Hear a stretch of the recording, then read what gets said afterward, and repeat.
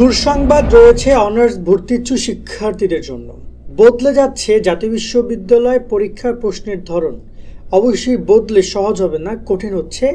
এখানে বেশ কিছু গুরুত্বপূর্ণ তথ্যের কথা জাতীয় বিশ্ববিদ্যালয়ের কয়েকজন প্রতিনিধি জানিয়েছে। আজকের এই ভিডিওতে আমরা তোমাদেরকে এই বিষয়টা ক্লিয়ার করব যে প্রশ্নের ধরনে কী কী পরিবর্তন আসতে যাচ্ছে, জাতীয় বিশ্ববিদ্যালয় আনতে যাচ্ছে। এবং গত বছরের কোশ্চেনটা আমাদের কাছে আছে। আমাদের কোর্সের মধ্যে আমরা বিগত 5 বছরের প্রশ্ন ব্যাংক দিয়ে রেখেছিলাম। সেখানে এই কোশ্চেনটা আমরা তোমাদেরকে দেখাবো যে গত বছর কেমন কোশ্চেন এসেছিল আর এই বছর তারা কীভাবে কী চাচ্ছে। বদলে যাচ্ছে বলতে এখানে এই একটা কারণ যে আবেদনের সংখ্যাটা অনেক বেশি, যার কারণে তারা বেছে বেছে স্টুডেন্ট ভর্তি করাবে, গণহারে সবাইকে ভর্তি করাবে না বা করাতে তারা চাচ্ছে না, যার কারণে এই প্রশ্নের মধ্যে এই পরিবর্তন আনতে যাচ্ছে বিশ্ববিদ্যালয়টি। আমরা যাব মূল টপিকে। তার আগে বলছি, যারা আমাদের YouTube channel, Facebook page subscribe follow করে রাখো নিয়মিত ভর্তি নিয়ে সব আপডেটগুলো পেতে। আর যারা অনার্স ভর্তি কোর্সে ভালো রেজাল্ট করতে চাও তারা চাইলে আমাদের কোর্সে জয়েন করতে পারো। বিস্তারিত দেখে নাও। জাতীয় বিশ্ববিদ্যালয়ে ভর্তিচ্ছু শিক্ষার্থীরা, তোমাদের জন্য আমরা চালু করেছি টার্গেট জাতীয় বিশ্ববিদ্যালয় কোর্স। অনার্স ভর্তি পরীক্ষায় তুমি ভালো ফল করতে চাইলে আমাদের কোর্সের বিকল্প নাই, যেখানে তুমি 230 টাকায় পাচ্ছ 8000 প্লাস এমসিকিউ এর শীট, সকল বিষয়ে গুরুত্বপূর্ণ সাজেশন, বিগত 5 বছরের প্রশ্ন, অনলাইন পরীক্ষার ব্যবস্থা, ভালো কলেজ পাওয়ার গাইডলাইন, পরীক্ষার সকল আপডেট। এই এক কোর্সে তুমি সবকিছু পেয়ে যাবে, আলাদা কোনো বই কোনো কিছু কিনতে হবে না।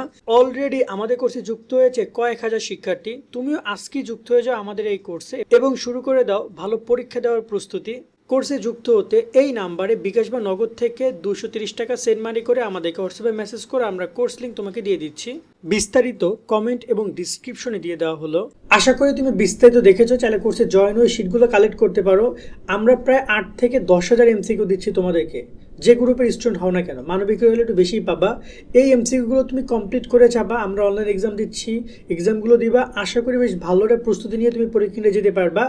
খুব সহজ প্রশ্ন আসবে না এবং আমরা আশা করি আমাদের প্রশ্ন থেকে মিনিমাম 80+ তোমাদের এমসিকিউ কমন পড়বে, এটা আমরা আশা করি। যদি এর বেশি পড়ে আলহামদুলিল্লাহ, তবে এর কম যেন না পড়ে সেজন্য আমরা চেষ্টা করছি। যেমন সাধারণ জ্ঞানের আমরা 3টা শীট দিচ্ছি তোমাদেরকে, সাম্প্রতিক বিষয়গুলো থেকে শুরু করে সব কিছু। আর এর পাশাপাশি যদি পড়তে চাও মেইন বইগুলো পড়ো। মানে কোর্সে জয়েন হইলে আর কোনো বই গাইড কেনার দরকার নাই। হালকা তোমার যে এইচএসসির মেইন বই আছে সেটা দেখে নিও যদি সময় পাও, বাট এমসিকিউগুলো আগে কমপ্লিট করো তোমরা, এটা বলবো। ওকে। আর যারা কোর্সে জয়েন হতে চাও, ডিসক্রিপশন কমেন্টে যে নাম্বার রয়েছে ওখানে 230 টাকা পাঠাও, 230 টাকা দেন আমাদেরকে জানা, আমরা কোর্সে শিটগুলো পাঠিয়ে দিব, অনলাইন এক্সামের ব্যাচে ভর্তি করে নেব। বদলে যাচ্ছে জাতীয় বিশ্ববিদ্যালয়, এই পয়েন্টটা যদি আমি একটু ক্লিয়ার করতে চাই, এখানে খেয়াল করো। আমরা যদি নিচের দিকে আসি, এখানে কী পাই? প্রথমেই তারা বলেছে যে জাতীয় বিশ্ববিদ্যালয়ে স্নাতক সম্মান শ্রেণীর ভর্তি পরীক্ষায় বড় ধরনের পরিবর্তনের আভাস দিয়েছে বিশ্ববিদ্যালয় কর্তৃপক্ষ। দীর্ঘদিনের গতানুগতিক ধারা ভেঙে শিক্ষার্থীদের মেধা ও সৃজনশীলতা যাচাইয়ের প্রশ্নের ধরনের বৈচিত্র্য আনার উদ্যোগ নেওয়া হয়েছে।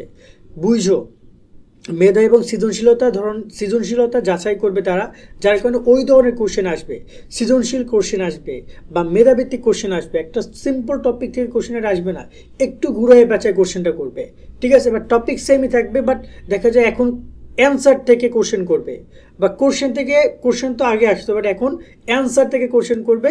আর ওই কোশ্চেনটাকে তোমাকে অপশন হিসেবে তোমার সামনে রাখবে। এমনভাবে তারা কোশ্চেনগুলো করার পরিকল্পনা করেছে। এবং এখানে বলা হয়েছে মূলত শিক্ষার্থীদের মুখস্থবিদ্যার উপর নির্ভরশীলতা কমিয়ে মূল পাঠ্যবই লক্ষ্য করার লক্ষ্যেই এই সিদ্ধান্ত গ্রহণ করা হয়েছে, যাতে শিক্ষার্থীরা কেবল গাইড বা নোট বইয়ের উপর ভিত্তি না করে বিষয়ভিত্তিক গভীর জ্ঞান অর্জন করে। ওকে, মূলত তারা বলছে যে মেইন বই বা গাইড বা যেটা রয়েছে, সবাই তো গাইড ভিত্তিক পড়াশোনা করছে, যেমন আমাদের কোর্সটা অলমোস্ট গাইড ভিত্তিক, কারণ আমরা এমসিকিউগুলো দিচ্ছি। এখন তোমরা এটা মুখস্থ করে যেতে পারো, বাট তোমাদেরকে এখানে বলা হয়েছে নোট বইয়ের উপর যাতে তার নির্ভরশীলতা কমায়, তারা বলছে বিষয়ভিত্তিক জ্ঞান রাখতে হবে।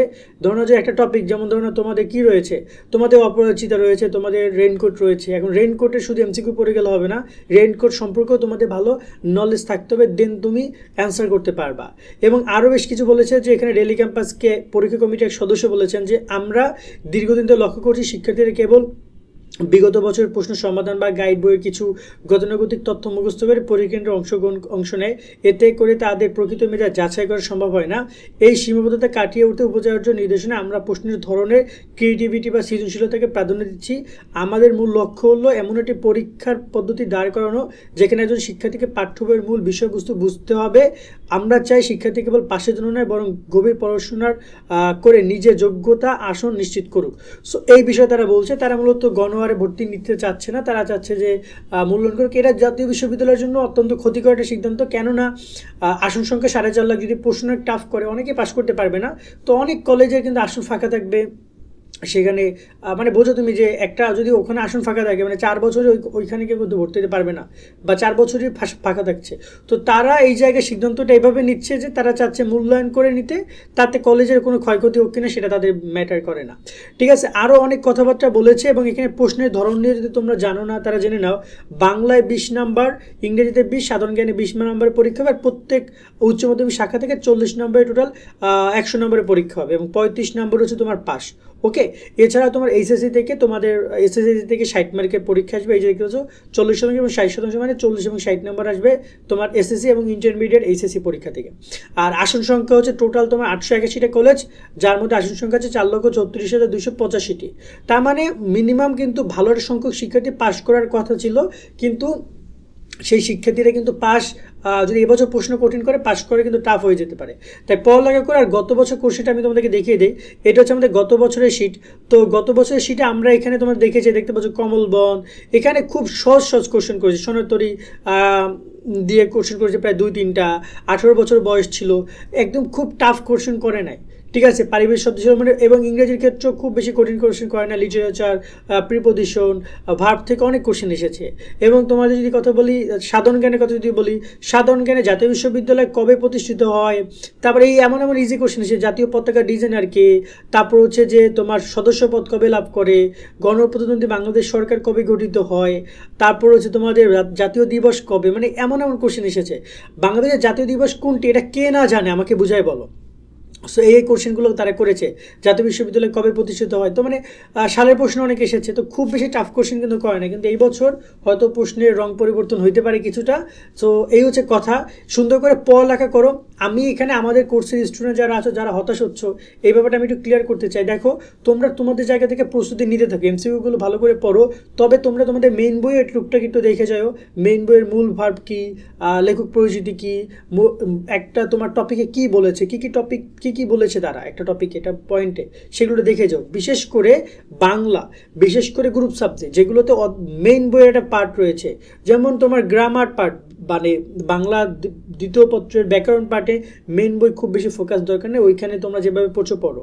আবার একইভাবে তোমাদের ইংরেজি যেটা রয়েছে ফার্স্ট পেপার, সেকেন্ড পেপার, বিশেষ করে সেকেন্ড পেপার থেকে এমসিকিউটা। দেন তোমাদের রয়েছে যে সাধারণ জ্ঞান, ওখানে তো কোনো সিলেবাসই নাই, ওটা বাংলাদেশ বিশ্ববিদ্যালয় থেকে আসবে। সো ওইগুলোতে তেমন প্যারা নেই, ওইগুলো তোমরা তোমাদের মতো করে পড়ো। তবে বাংলা প্রথম পত্র এবং গ্রুপ সাবজেক্ট যেগুলোর বই আছে এইচএসসিতে, ওইগুলো তোমাকে একটু সময় নিয়ে বুঝে শুনে আস্তে ধীরে পড়া উচিত, বা ওইগুলো একটু মেইন বই একটু হলো ফোকাস করে একটু দেখে যাও। এটা আমি তোমাদেরকে রিকোয়েস্ট করলাম।